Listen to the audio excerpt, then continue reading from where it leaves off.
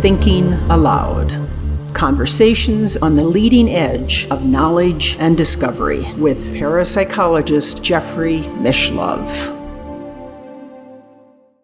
Hello and welcome. I'm Jeffrey Mishlove. Today, I want to remember one of the most inspirational and controversial figures in the field of parapsychology, a man who influenced me at the very start of my work in this field when I was still a graduate student at Berkeley. I'm talking about Andrija Puharich.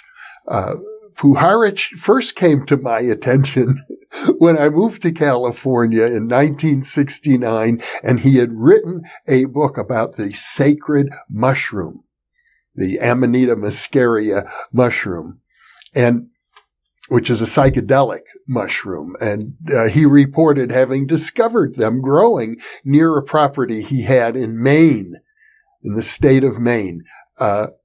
And a number of very interesting coincidences that seem to occur around the use of that mushroom and its historical and mystical significance. I learned about this from friends when I first moved to California, and I recall at the time my roommate, Peter Hartman, who is another very interesting story, I may tell someday about Peter, shared with me his reflections on having met someone who bought the book, The Sacred Mushroom, and within a few days of having purchased the book, discovered the same Amanita muscaria mushrooms growing on his own property.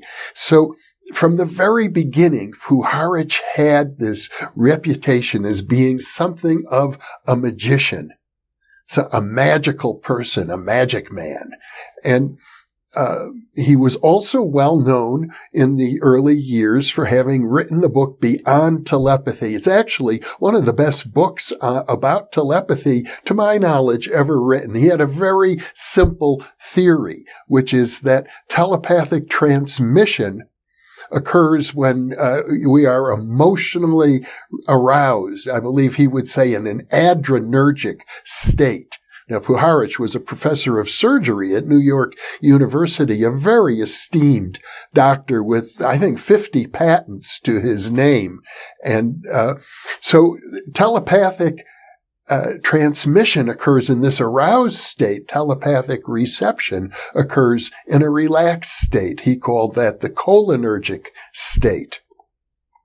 I'm going to link right now to one of my interviews with Charlie Tart, who was one of my professors at Berkeley. I think he talks about his 60 years in parapsychology. He's still way ahead of me in that regard, but he got his start working with Andrija Puharich, and one of Andreja's other early experiments had to do with the use of the Faraday cage for enhancing psychic abilities, and Charlie was able to replicate that work. So at the scientific level, Puharich was quite a pioneer.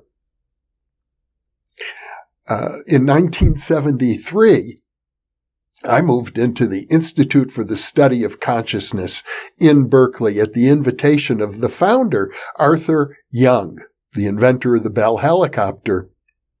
And I learned from Arthur, who was 70 years old at the time, I was in my early 20s still, that he had worked with Andrija Puharich as well in the state of Maine. Puharich had set up the Round Table Foundation, and he was working with a trance medium who produced seances. Well, they were like seances, or perhaps more like channeling today. And through those channelings, Puharich came to establish communication with an entity known as the Nine. Well, maybe you could say a group of entities. That was a little bit unclear. But the Nine were supposedly associated with the Galactic Confederation and UFO phenomena. So Puharich already had a great interest in that. And Arthur Young, who became my mentor and a very inspirational figure, a brilliant cosmologist, developed his deep, profound interest in UFOs at that time.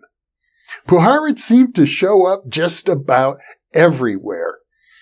For example, in the famous book a sociological book written in the 1950s by Leon Festinger. It's a book about a UFO cult in Minnesota. The name of the book is When Prophecy Fails. I have much more to say about that book. It might be a very interesting discussion for a future InPresence monologue, because the book itself, I think, is a failed prophecy. But that's another long story. The interesting thing I want to mention is this UFO cult in Minnesota also had interactions with Dr. Andrija Puharich. I just mentioned that in passing. I first met Andrija, or I first heard him speak, in about 1971-ish, when there was an organization in the San Francisco Bay Area that only lasted a few years. It was called the Academy of Parapsychology and Medicine, and they hosted a large symposium at De Anza College on the peninsula in the Bay Area, and Andrija was one of the speakers there. And at that time, he reported on his discovery of Arrigo, the surgeon with the rusty knife, one of the very first examples of psychic surgery. And Puharich said that even as a medical doctor, he let Arrigo operate on him. He took out his rusty knife and removed a cyst from Puharich's arm, as I recall. This whole episode, incidentally, is written up in a book by John G. Fuller called Arrigo, the Surgeon with the Rusty Knife. A few years later, I was already working at KPFA Radio in Berkeley in 1972-ish. As I recall, it was 1973. I think it was 72. And I sponsored a big conference on the Berkeley campus, Zellerbach Auditorium. We had thousands of people. I think the auditorium held 1,800, and it was pretty near packed. And I invited Puharich to be one of my speakers. It was at that event, which attracted a lot of news because he made his first announcement about his discovery of the Israeli psychic Uri Geller. And I had Puharich delivering seminars in Berkeley to students at the time about his work. I at the time was also head of a small program on the Berkeley campus called the Health Information Program, where Puharich came and lectured. So all of this was going on. We later brought Uri Geller to the Berkeley campus, where various members of the physics department and other professors had a chance to witness firsthand some of his demonstrations. I know every time I talk about Uri Geller, the skeptics crawl out of the closet and say, he didn't perform on Johnny Carson. I'm not even going to bother to address that. So what? That's my response to that. He didn't perform on one occasion. That's true of just about every psychic. But Puharich wrote the book Uri, and in it he describes it in great length, Uri's communications with what appeared to be UFO entities. And described as well their travels together in Israel and the UFOs they observed there at the time. And I happened to try and track all of that down. Much of it is all written up in my first book, The Roots of Consciousness, published in 1975. Let me say a little more about Andrija Puharich. One of the other great psychics he discovered was Peter Hurkos, a Dutch psychic who was well known for working with the police, solving crimes, and also working with researchers and doing good research. I learned recently, doing a little background investigation for this monologue, that Puharich actually appeared on the Perry Mason show It's a courtroom drama show in which he played himself talking about exposing fake mediums. And Puharich, in fact, did. He went to, I believe it was Camp Chesterfield, a spiritualist camp, spoken of highly by some of my guests. But in any case, Puharich apparently discovered that they were faking ectoplasm by swallowing cheesecloth and then producing it out of their mouth, that sort of thing. So he had exposed frauds as well. At least he believed that he had, and I think most people were inclined to believe that. Looking back, I wonder actually if that was the case, because I know it's really one of the great paradoxes that sometimes authentic phenomenon of a spiritualist nature, or a phenomenon that really cannot, if you look in detail, cannot be explained away. But as soon as you see the photographs, they look as phony as you can imagine. Too phony, really. And but that's another story. There's much more that could be said about Andrija Puharich. He continued after he and Uri had sort of a parting of the ways. I think Uri Geller, who I still regard as a friend, did not wish to be associated with all of the UFO stories and trance mediumship and things that Puharich was working with. Uri wanted to be on his own, to be independent of Puharich. Not that he ever denied any of the claims made about Puharich in that regard, but Puharich continued working with other mediums. As I recall, a medium named Joyce Petchik went into trance, was receiving communications from the Nine, the same group of entities. And he was getting funding from a wealthy British financier, as I recall, traveling around the world, going to different airports to meditate in different countries for world peace. And he had a watch, apparently, that was synchronized, and he had to be in certain airports at particular moments in time in order to produce these meditations. Well, he went through a few marriages back in those days as well. And as I recall, his house got burned down. He had a house in Ossining, New York, near another friend of mine who lived there and just north of New York City. His house got burned down. I think he thought maybe the CIA was after him. He died in North Carolina in 1995. He was living on the estate of Joshua Reynolds, as I recall, a tobacco heir.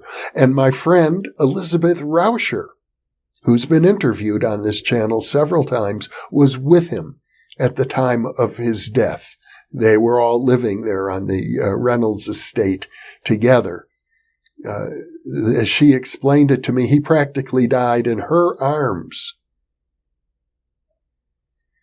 And I guess it was sort of a tragic death at the time. They were all sort of dislocated, living on this estate. They had all of these people who had lost their homes, basically, lost their own places to live. And then I believe when Joshua Reynolds died, the attorney managing the Reynolds estate asked them all to leave, which is about the time, I believe, when Puharich himself died. And Elizabeth, who was a dear friend of mine, passed away a few years ago as well. So we're talking about a lost generation.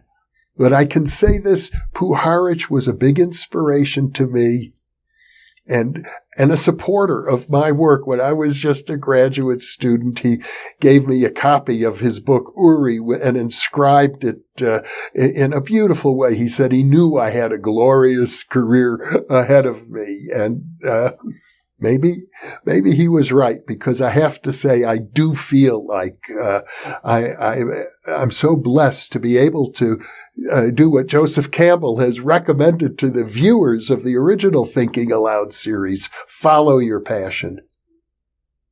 And I can say this about Andrija. He did. He followed his passion.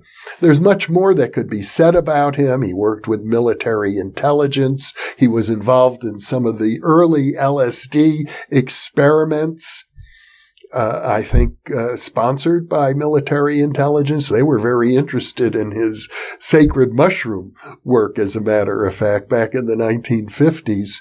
So he was a colorful figure, a controversial figure. He was never really considered he was in parapsychology. I think many people in, let's say, the J.B. Rhine clique at Duke University viewed him as kind of a wild, a loose cannon, perhaps might be the best way to put it. And I suppose you have to say he was, but I think of him very, very fondly. I happened to notice that his son, Andy, is working on a documentary about his life. You will read about Andrija in various books. He seems to pop up just about everywhere. Well, let me close by asking you this question. To what extent are you following your passion? Thank you for being with me.